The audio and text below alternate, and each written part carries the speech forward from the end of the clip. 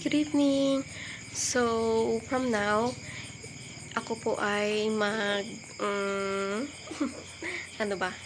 Ako po ay mag-story sa inyo. Ang story ng aking buhay.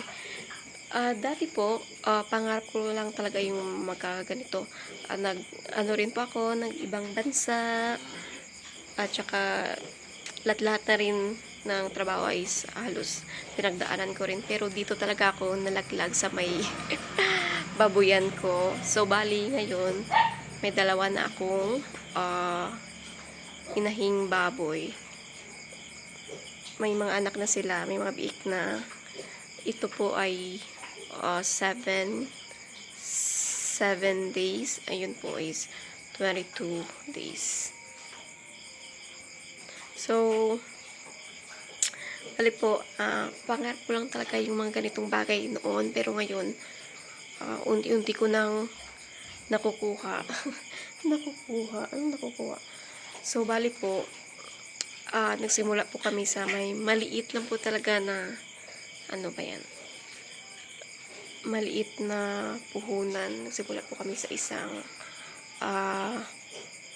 isa pong inahin lang muna, tapos pero nag-feel po kami doon, or paulit po kaming nangangarap. Kaya ito po kahit paano ay meron po kaming naipundar, kahit paano meron po kaming naipundar kahit paano.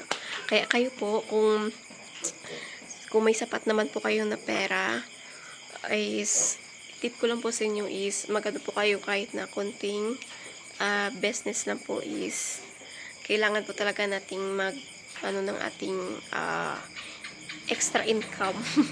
Tulad po nito, extra income. Ayan po. So, kung may extra naman po tayo is magsimula po tayo sa may maliit na business. Kagaya po namin, nangangarap pa rin na soon, di ba? Hindi rin po natin mamalayan soon. Baka magkaroon rin po tayo ng big farm. Big farm, pero ngayon is ito lang muna. Masaya na po kami sa ganitong bagay. Kahit na walang trabaho. Wala po kaming trabaho ngayon. So, bali,